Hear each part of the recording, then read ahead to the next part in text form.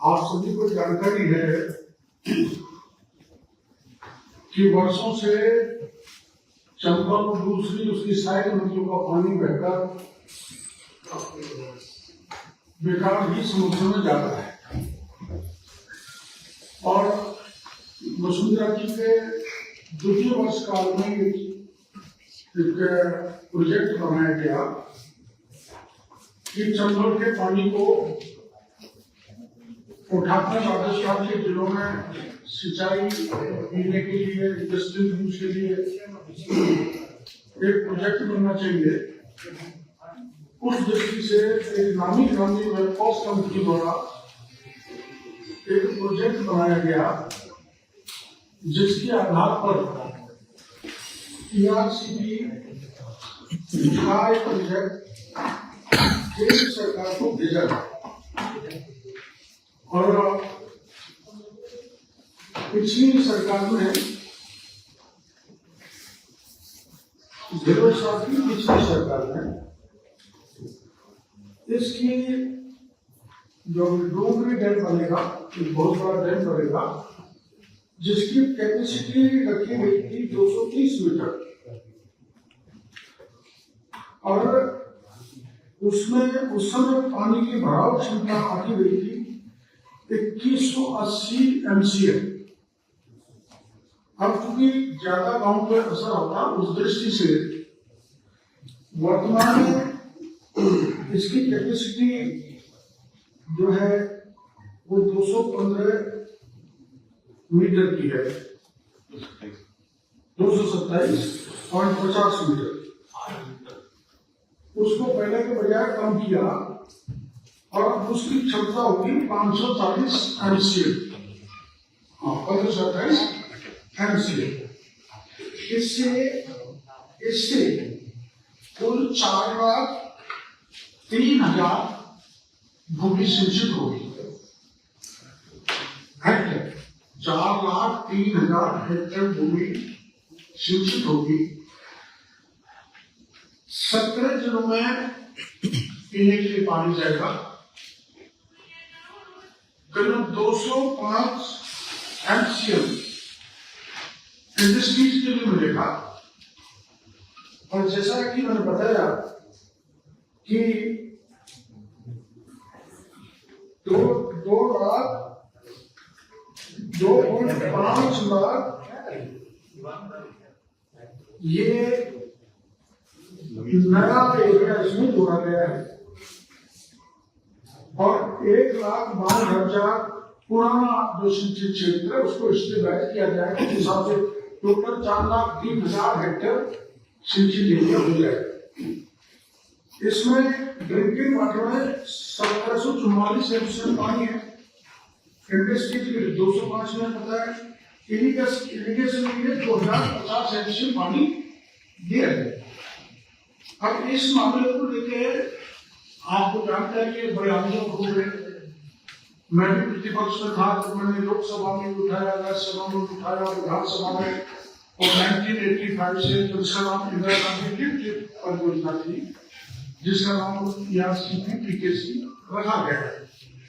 और राज्य में पूर्वी राजस्थान के 13 जिलों के सभी दलों के नेता ये चाहते थे कि ये प्रोजेक्ट स्वीकृत होना चाहिए। और ये बड़ा मुश्किल था, लेकिन हमारी इस सरकार ने, गुजरात सरकार ने इसको परसू किया। कई बार दिल्ली में मीटिंग हुई, कई बार यहाँ हुई, टेक्निकल रिपोर्ट हुई, वेबकोर्स के साथ फिर हुई। हमारे सिंचाई मंत्री जी इसमें एक्टिव रोल अदा किया। और आपको पूरी जानकारी है कि प्रधानमंत्री जी खुद यहाँ पर कार्यक्रम आए और बड़ी सभा में इसकी घोषणा की। तो मोटी इसकी लागत आज 85,000 करोड़ रुपए इस योजना में खर्च होंगे, मोटा। अब इसका कुछ लोग विरोध करने के लिए खड़े हुए और विरोध इस नाम पे किया जा रहा है। कोई कह रहा 76 गाँव उठ रहे हैं, कोई कह रहा 88 गाँव उठ रहे हैं।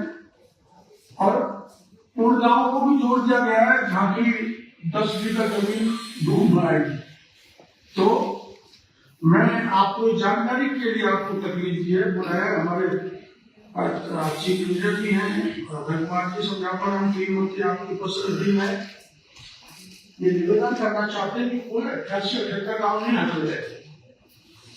इसमें एक आग्रह आपके सामने है, जो अनोखी बनास रिवर उसकी बेसिस पर अब पूरी मोरन रोड एक गांव है बारोदास, उसके 150 मकान प्रभावित होंगे। एक गांव है बाढ़ बिलोली, उसके 205 घर हटेंगे। एक गांव है बिलोली नदी, उसके 215 गांव हटेंगे। 215 घर सो गया। एक है तालेरा के 208 गांव हटेंगे। एक है भोपर, उसके 180 का घर हटेंगे।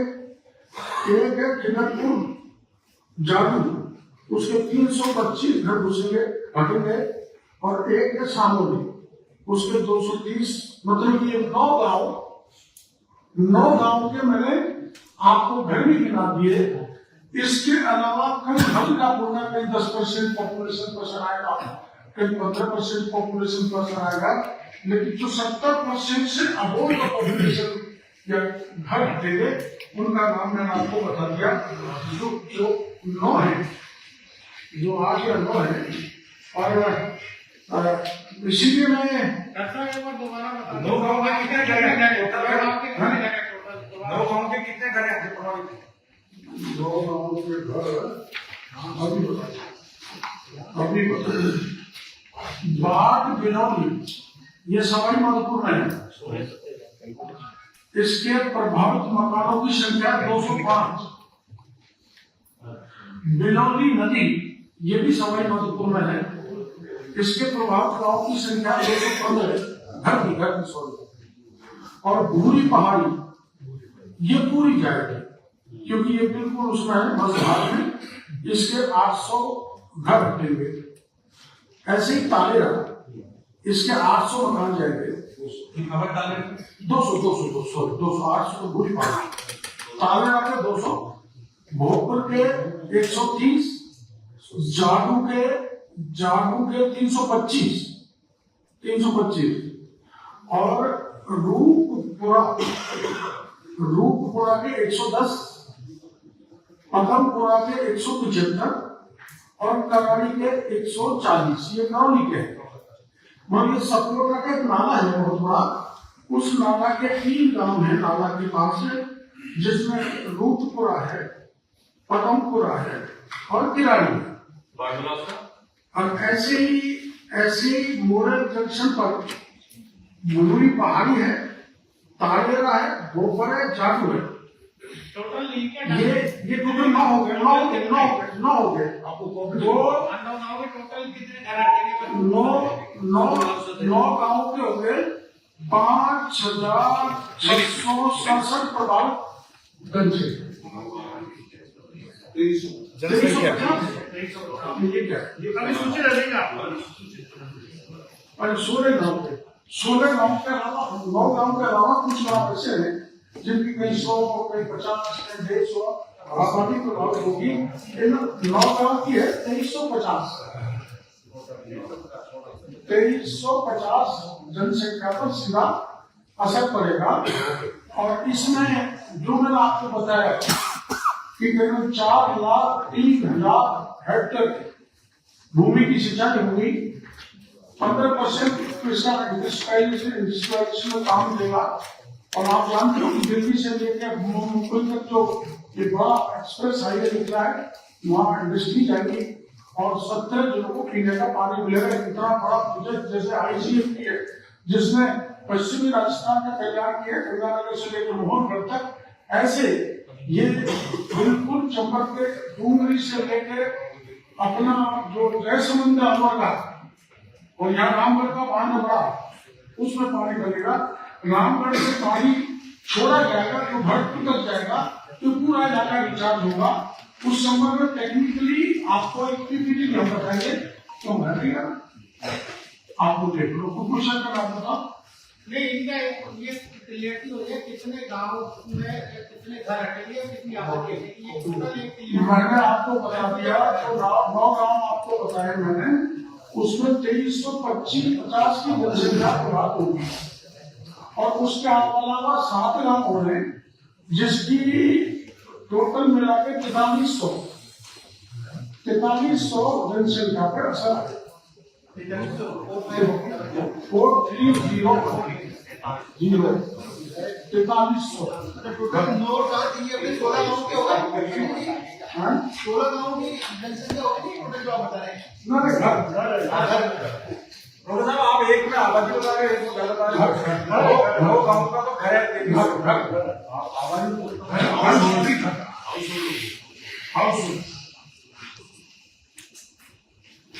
इनके पुनर्वास की योजना हो। हाँ, मैं कहना भूल गया, गांव के पास ही इनको सारी फैसिलिटीज, सारा इंफ्रास्ट्रक्चर विकसित करके सरकार बसाने का काम करे। जब सब उस इलाके में 76 गाँव को जाने की बात वहाँ चल रही है और बड़ी महापंचायत कर रही है, एक बड़ा मुद्दा बन गया हो रही है। लोकतंत्र में सबको अधिकार है, वो आंदोलन कर रहे हैं, मेरे साथ भी आए, दूसरे नेता भी जाते हैं और ये गुमराह करने वाला मामला है। बाहर के नेता जाए, प्रतिपक्ष के नेता जाए, कोई दिक्कत नहीं है, लेकिन राजस्थान के उन किसानों का बुरा नहीं करें, उनको गुमराह नहीं करें जिनके चेहरे पर खुशहाली आने वाली है, जिसमें भारत सरकार माननीय प्रधानमंत्री मोदी जी के मेहरबानी से 85,000 करोड़ रुपए राजस्थान में खर्च हो गए। कृषि का उत्पादन कितना बढ़ेगा, एम्प्लॉयमेंट जनरेशन कितना होगा और कितनी खुशहाली लौटेगी, तो ये उनको समझना चाहिए। गाँव वालों को मैं निवेदन करना चाहूंगा इस पत्रकार वार्ता के जरिए, वो गाँव में हम पता करें जिनको कितना पानी मिलेगा। सबसे ज्यादा पानी सवाई बागपुर कॉलोनी को मिलेगा और लोगों को भी पानी ड्रिंकिंग वाटर के अलावा सिंचाई के लिए जाएगा। इसलिए इतना बड़ा फायदा राजस्थान के 17 जिलों को होने वाला है। पर ये बात सही है, इसको स्वीकारने में हमें कोई दिक्कत नहीं है कि इसमें 9 गाँव ऐसे हैं जिनकी 70 से 100% आबादी को विस्थापित किया है। किसी भाई को गुमराह होने की आवश्यकता नहीं है। 9 गाँव में बार बार कह रहा हूँ, 9 गाँव की 70 से 100% आबादी विस्थापित की जाएगी। उनके विस्थापन के लिए सारा सड़क, स्कूल, मकान सब कुछ सुविधा बना के सरकार देगी। और मैं अपील करूंगा कि किसी को गुमराह होने की आवश्यकता नहीं है। पंचायत के चुनाव आए, राजनीतिक फायदे के लिए किसानों को बैठाया जा रहा है, परेशान किया जा रहा है, वो भी उन किसानों को जो 30-40 साल से ERCP की मांग कर रहे हैं, चंबल का पानी उनके खेतों में जाए उसकी मांग कर रहे हैं। उनके खेतों में जब चंबल का पानी सिंचाई के लिए डालने के लिए समय आया है तो कुछ लोग उनको गुमराह कर रहे हैं। मैं उनसे अपील करूंगा किसी प्रकार से गुमराह नहीं हो, हिंसा पर उतारू नहीं हो। आप उस इलाके के लोग कहीं भी बुलाओगे तो बड़े से बड़े सिंचाई विभाग के अधिकारियों को हम तो इतने संवेदनशील है कि जहाँ भी कोई घटना हुई, एक जगह घटना हुई, मैं बेगम साहब कन्यालाल जी वहां पर पहुंचे, जहाँ भी किसान अपने आप को तकलीफ में महसूस करेगा, हम खुद ही उनके साथ कंधे से कंधे मिला के तैयार है राजस्थान के किसान के लिए। लेकिन किसानों से हमारी अपील है, ये गुमराह करने वाले आपको गुमराह करके चले जाएंगे। आप किसी भी प्रकार से किसी भी स्थिति में कानून को हाथ में नहीं, कोई आपको कोई बात नहीं है तो आ जाए। बीच में माननीय सिंचाई मंत्री जी से किसान को बुला चुका हूँ, माननीय सिंचाई मंत्री जी ने किसानों को संतुष्ट किया है। फिर भी कोई प्रतिनिधिमंडल आना चाहे तो सरकार उसे बात करने के लिए तैयार है।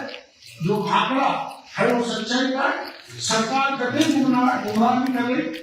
9 गाँव के अलावा 7 गाँव और है जिनकी थोड़ी कहीं 10%, कहीं 20%, कहीं 35% आबादी का असर आएगा। बाकी ये जो 78 और 86, 28 गाँव कर रहे हैं, ये किसानों की आंखों में धूप झोंकने का काम कर रहे हैं। ऐसे नेताओं से सावधान रहने की जरूरत है। मंत्री जी, मेरा एक सवाल है, जब आज इतना बड़ा आंदोलन वहाँ पे हो रहा है और आज सरकार की तरफ से जवाब दिया जा रहा है कि इतने गाँव नहीं है, क्यों नहीं अपन समय रखते? अगर ये जवाब वहाँ लोगों तक पहुंचा था कि काम नहीं होगा, जैसे हालात से साफ है नहीं। 2 महीने पहले मैंने वहाँ के प्रतिनिधि मंडल को माननीय सिंचाई मंत्री जी से मिला दिया था, घर पर ले जाकर, और वही बात इन्होंने कह दी थी जो मैं आज भी कह रहा हूँ, आप कृषि मंत्री जी से पूछे। सर, किसी व्यक्ति के लिए अपने घर को, परिवार को विस्थापित होना बड़ा पीड़ादायी होता है। ऐसे में हजारों की संख्या में वहाँ से लोगों को विस्थापित होना पड़ेगा, तो क्या और दूसरा तरीका नहीं है? ऐसा पहले अपन संबोधन वाली बात करें, उसके बाद आगे मैं माननीय अगर विस्थापन तो देखो सेंचुरी में भी हुआ है, सवाई माधोपुर और नंबर सेंचुरी में हुआ है, संस्कार हुआ है, और उनको बाकायदा बसाया गया है, उजाड़ा भी गया है, उनको सुविधा भी दी है। और आज सेंचुरी और सेंचुरी के कारण हमारा राजस्थान कितने टूरिज्म आगे बढ़ा है, ये भी हम लोगों को ध्यान रखना चाहिए। मैं माननीय जल संपदा मंत्री श्री सुरेश राउत साहब से आग्रह करूंगा कि वो संबोधन करें। आज की इस प्रेस वार्ता में हमारे बीच में सरकार के वित्त मंत्री आदरणीय करोड़ीलाल जी मेहरा साहब, हमारे गृह मंत्री आदरणीय जवाहर जी वेडन साहब, अमित कुमार जी, हमारे सभी चीफ इंजीनियर सर, और विशेष तौर से इस प्रेस वार्ता